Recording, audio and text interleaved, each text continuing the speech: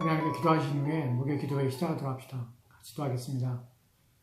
하나님, 오늘 하루도 하나님이 우리에게 주신 생명을 우리의 일터에서 또한 우리가 살고 있는 삶의 터전에서 열심과 수고함으로 하루를 보내고 이전에게 주의 말씀 앞에 섰습니다.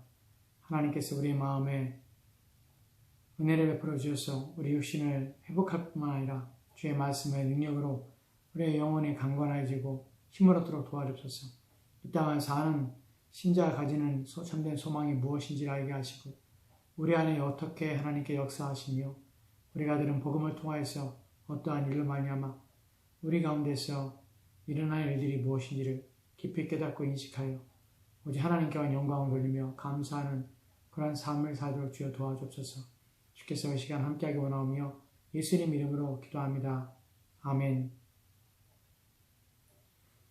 오늘 우리가 함께 살펴볼 내용은 로마서 1장 16절 말씀입니다. 로마서 1장 16절 말씀을 통해서 우리가 생각해 보려고 하는 것은 복음은 하나님의 능력이다 라는 질문을 가지고 하나님 말씀을 살펴볼 텐데, 오늘 우리가 살펴볼 내용이 복음을 부끄러워하지 않는 이유로서 하나님의 능력이라는 것이 무엇인지에 대하여 말씀을 통하여 살펴보려고 합니다.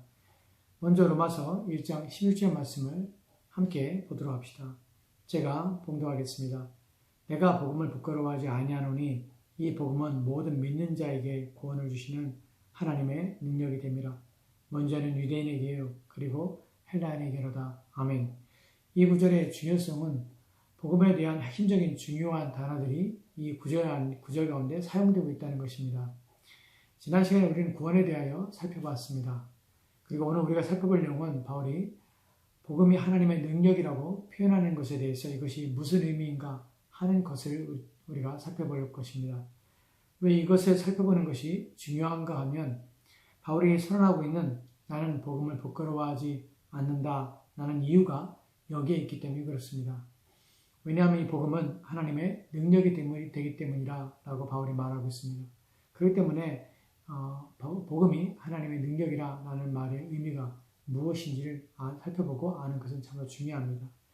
이 표현이 가지는 중요성은 복음을 매개로 하여 구원을 얻게 하는 일은 오직 하나님 편에서만 가능한 일일 뿐만 아니라 하나님만이 하시는 일이라는 것을 분명히 합니다. 이 복음이 하나님의 능력이라는 것은 오직 하나님 편에서만 가능하며 또한 하나님께서 이것을 매개로 하고 있다는 것이 우리의 구원을 위한, 또한 복음이 하나님의 능력이라는 것은 단지 하나님이 힘이 있으시고 또한 능력이 있다는 의미로서의 목적을 가지고 있으며 그것을 말하고자 하는 것이 아닙니다. 여기에 사용된 능력이라는 표현은 힘을 의미하는 것이 아닙니다. 또한 할 수 있는 가능성을 또한 이야기하는 것도 아닙니다. 바울은 분명한 목적과 의도를 가지고 이 말씀을 하고 있는데, 복음이 하나님의 능력이라 할 때 이 능력은 방식과 방법을 가리키는 것입니다. 방법과 방식으로서 복음은 하나님의 능력이 되는 것입니다. 이 부분에 대해서 좀 더 깊이 말씀을 통해 살펴보도록 합시다. 복음은 모든 믿는 자에게 구원을 주는 하나님의 유일한 방식이다, 방법이다 라고 바울이 말하고 있는 것입니다. 하나님께서 어떻게 구원을 준비하셨으며 또한 어떻게 구원을 계획하시고 또한 진행해 나가시고 있는가, 어떻게 우리 구원 속에서 하나님의 능력, 복음을 통하여서 하나님의 능력을 나타내며 드러내고 계시는가, 또 이루어 가시는가 하는 것을 말하고 있는 것입니다. 먼저 고린도전서 1장 21절 말씀을 함께 보도록 합시다. 같이 읽겠습니다. 하나님의 지혜에 있어서는 이 세상이 자기 지혜로 하나님을 알지 못하므로 하나님께서 전도에 미련한 것으로 믿는 자들을 구원하시기를 기뻐하셨도다. 아멘. 이 구절에서 하나님께서는 세상이 자기 지혜로 하나님을 알지 못하기 때문에 어느 누구도 스스로 자신의 지식과 또한 연구나 탐구를 통하여서 하나님을 알 수 없습니다.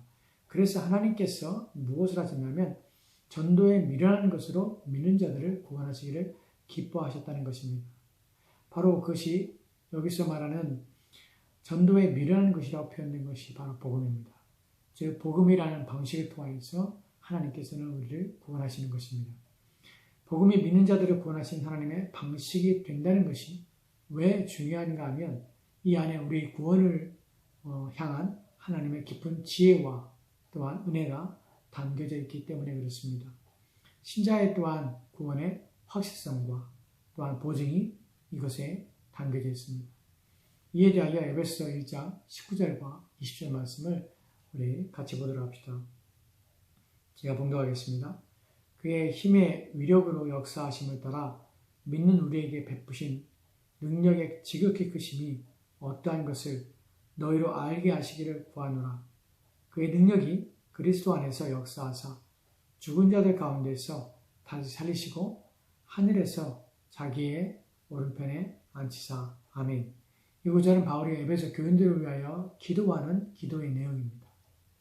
바울은 하나님의 힘의 위력으로 역사하심을 따라 믿는 우리에게 베푸시는 능력의 지극히 크심이 어떠한 것을 너희로 알게 하시기를 구한다고 하고 있습니다.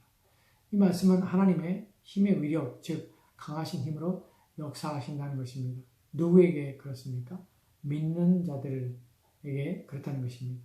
믿는 우리에게 하나님의 강하신 힘이 작용하고 있으며 하나님께서는 우리에게 베푸시는 그 능력이 얼마나 큰지를 우리가 알고 또한 깨닫기를 바울이 지금 기도를 통하여서 간구하고 있는 것입니다. 사실 우리는 이러한 하나님의 능력, 단순히 힘이나 또한 할 수 있는 가능성의 의미가 아니라 하나님께서 복음을 통해 역사하시는 것이 어떻게 우리 안에 역사하셨는가, 복음을 통해서 우리 가운데 이루시는 것이 무엇인가에 대하여 깊은 이해의 부족들이 있음을 우리가 압니다. 그러한 차원에서 오늘 말씀은 우리 가운데 참으로 복음 이후에 하나님의 능력이 되는지, 하나님의 능력이라고 할 때 그 능력은 어떻게 역사하고 어떠한 방식과 방법으로 일하게 되는지 하는 것들을 우리가 알게 되는 것입니다. 하나님께서는 신자들 안에서 큰 힘으로 역사하십니다. 얼마나 큰 일들을 행하시는지를 일단 우리는 알아야 합니다. 그리고 그것을 체험해야 합니다. 그러기 위해서 바울이 지금 에베소 교인들을 향해서 이미 구원받은 그리스도인들을 향해서 하나님의 능력의 지극히 크심이 알기를 위하여 기도하고 있는 것입니다. 이 능력이 얼마나 크신지 그리스도 안에서도 역사하셨는데 바로 죽은 자들 가운데서 다시 살렸습니다. 하늘에서 또한 자기의 오른편에 앉게 하실 정도의 능력이라는 것입니다. 그러한 정도와 또한 강도의 힘이 역사하고 있는데 바로 신자 안에서도 동일하게 역사하고 계시다는 것을 우리가 알아야 한다는 것입니다.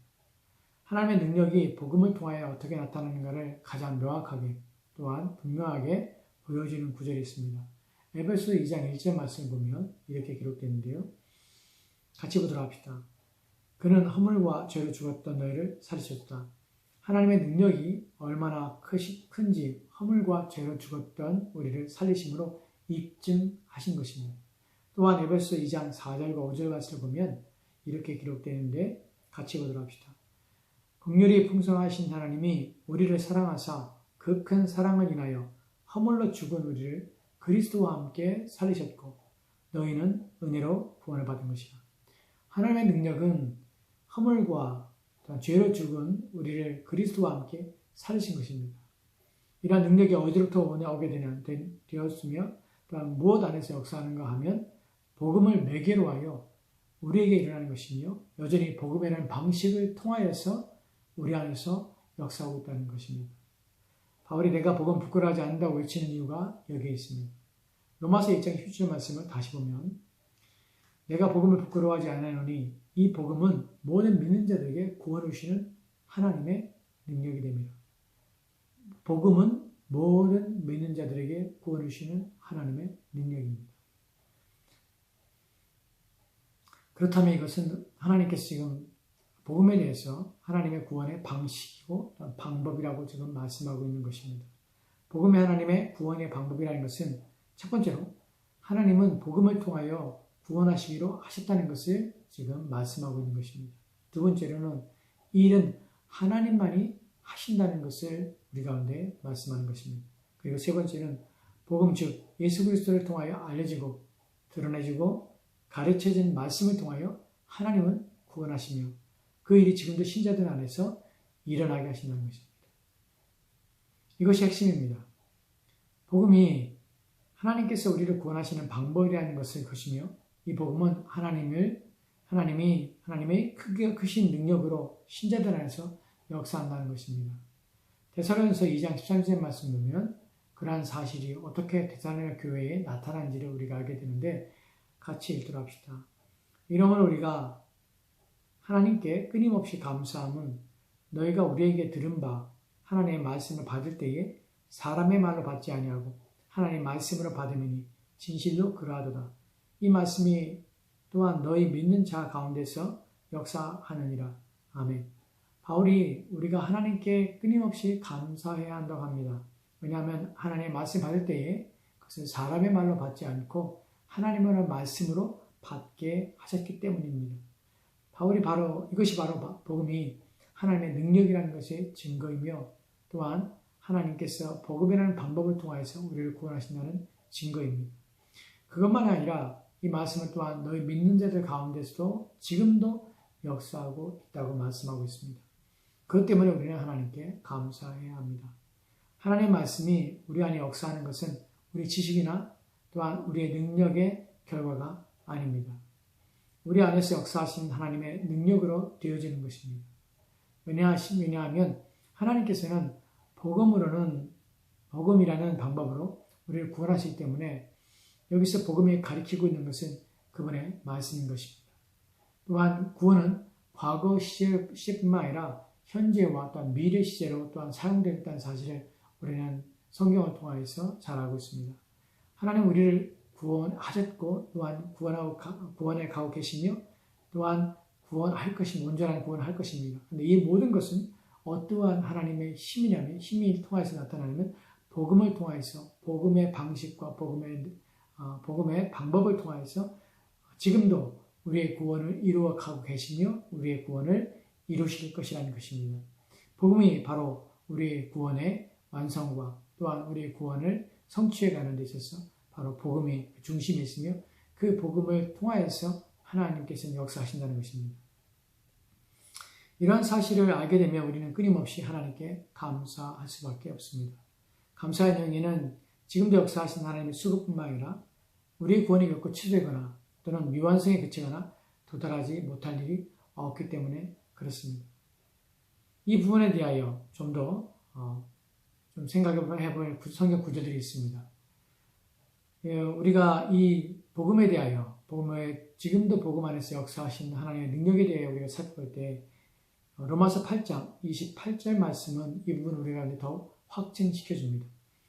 로마서 8장 28절 말씀 제가 봉독하겠습니다.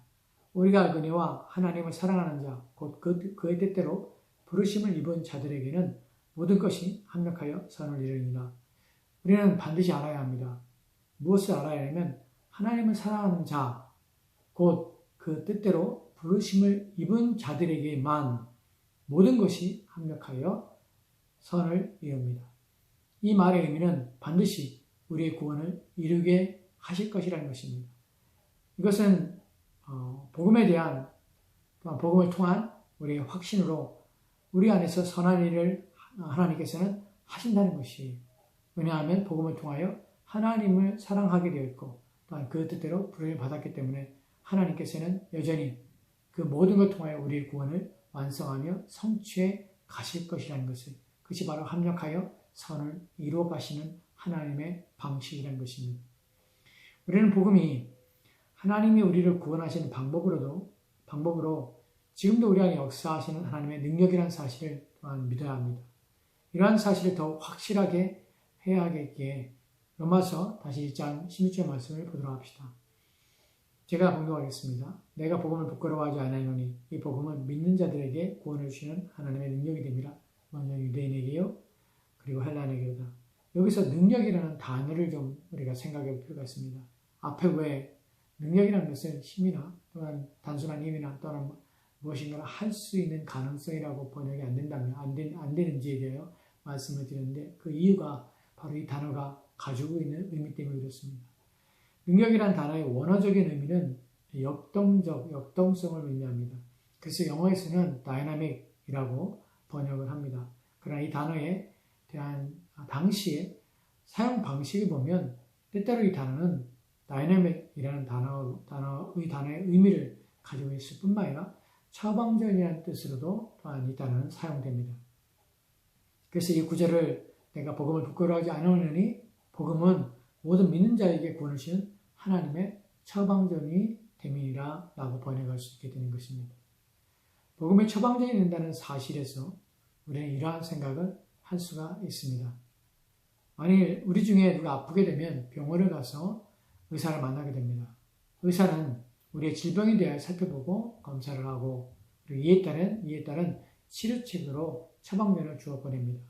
여기에서 비록 우리의 손에 우리를 괴롭히는 질병에 대한 처방전을 쥐고 있다고 할지라도 단순히 우리가 그 처방전을 가지고 있다는 사실만으로 우리를 괴롭게 하는 질병의 고통이나 괴로움으로부터 우리를 자유롭게 할 수 있는 것은 아니라는 사실입니다.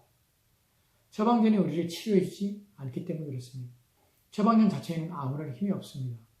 그러나 그렇다고 해서 처방전이 휴지에 불과하다고 또 말할 수 있는 것은 아닙니다.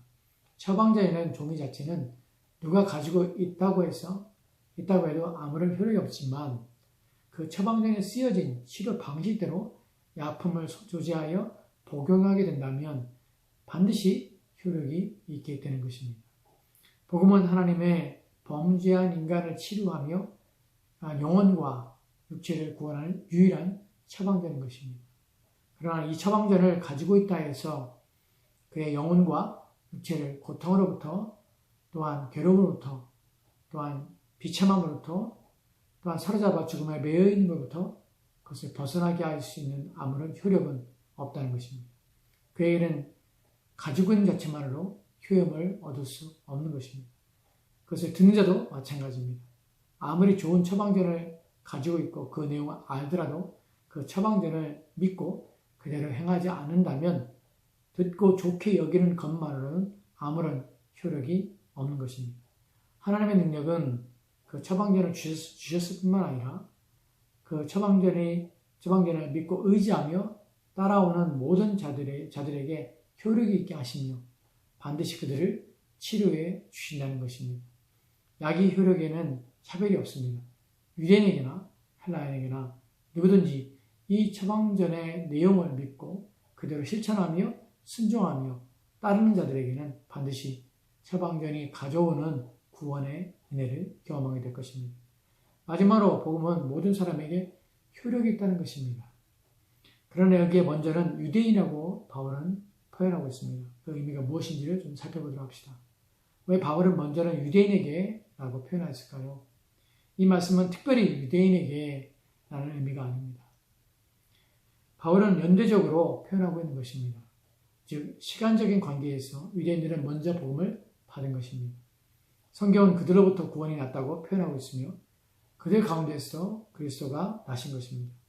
주님도 제자들을 파송하면서 이스라엘의 잃어버린 자에게 먼저 가라고 말씀하셨으며 또한 예루살렘과 사마리아와 땅 끝까지 라는 표현 속에서도 유대인들은 시간적으로 장소적으로도 먼저인 것입니다. 그러나 여기에 더하여 생각할 것이 있습니다. 비록 복음이 연대적으로 그리고 시간적으로 유대인들이 먼저 받아야 하며 그들에게 앞선 처방전이 주어진 것은 사실이지만 여기에서 바울의 또 다른 의도는 이 처방전이 필요한 것은 사실 유대인들이 먼저이며 유대인들에게 필요하다는 것을 말하고자 하는 것입니다. 왜냐하면 우리가 앞으로 살펴볼 로마서 2장과 3장에서 유대인들이 율법을 받았고 또한 그들에게 먼저 하나님께 나타나였습니다. 하나님 복음이 그들을 통하여 나왔지만 여전히 그들은 회개하지 않으며 여전히 그들은 복음을 들어야 하며 또한 복음의 처방전이 있어야 할 자라는 사실입니다. 그들 하나님의 진노와 심판에서 벗어날 수 없으며 비록 율법을 소유하고 율법을 가지고 있지만 그들은 결코 스스로를 구원할 수 없다는 사실입니다. 의롭게 될 수 없기 때문에 그들 모두는 하나님의 진노 앞에 놓여있다는 것입니다. 그렇기 때문에 복음을 들어야 할 자들은 이방인들이 아니라 먼저 복음을 가까이 하고 있는 이들입니다. 어릴 적 교회에서 자랐으며 모태신앙이라고 하는 이들부터 복음은 주어져야 하는 것입니다. 이미 오랫동안 교회 생활을 하였으며 사람들 또한 그런 사람들에게 또한 복음은 필요 없는 것이 아닙니다. 자신은 이미 구원을 받았다고 여기는 사람들에게 복음이 필요 없는 것이 아닙니다. 오히려 복음은 그들에게 더욱 필요한 것이며 또한 교회 안에서 도덕적이고 윤리적인 삶에 의존하여 믿음과 온전하여 복음을 듣지 못하는 일이 있습니다. 자신들은 그리스도 예수를 믿고 있다 하지만 그 믿음이 참된 믿음이 아닌 도덕과 윤리와 또한 저들의 사회의 규범에 따른 착한 행실과 선행으로 말미암아 자신의 구원을 근거를 그곳에 두고 있는 자들 또한 복음이 필요한 자들입니다. 즉 교회 안에도 여전히 복음은 필요합니다. 구원을 받지 않은 자들에게 복음이 선포되어야 되고 구원을 받았다 하는 자들에게는 자신의 들은 바 또한 구원의 확신이 바른 진리의 말씀 위에 바른 복음 위에 세워져 있는가를 생각해 보아야 될 뿐만 아니라 또한 그 복음은 여전히 우리의 구원을 완성하고 성취해가는 도구로서 방식으로서 주어졌기 때문에 여전히 교회 안에서도 구원을 받은 자나 구원을 받지 않은 자나 여전히 복음을 들어야 하는 것입니다. 복음은 모든 자들에게 필요합니다. 복음의 능력은 저와 여러분에게도 여전히 필요하다는 사실을 깨달아야 합니다. 이 복음의 능력이 저와 여러분 안에서 지속적으로 역사하도록 우리는 기도해야 되며 또한 복음을 귀담아 듣는 일에 또한 복음을 깨닫고 이해하는 일에 온 힘을 기울여야 합니다. 복음은 단순히 예수 그리스도가 이 땅에 오셨고 십자가에 달려 죽으신 것만으로 끝나는 것이 아닙니다. 여전히 그리스도는 우리 안에서 역사하며 그의 말씀으로 우리를 강건하게 하고 우리의 온전한 구원을 성취해가며 우리의 거룩함과 또한 의로움으로 그리스도의 아름다운 신부로서 그리스도 이후에 있을 어린 양의 혼인 잔치에 참석할 수 있는 그러한 자로 우리를 세워가고 있을 것입니다.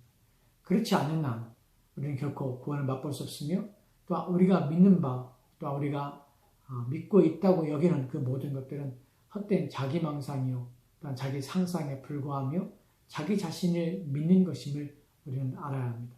이러한 오류에서 벗어나기 위해서 우리는 참된 복음을 계속해서 듣고 들은 바 그 복음에 순종하며 따르며 그 복음에 따라 사는 삶을 살아야 하는 것입니다.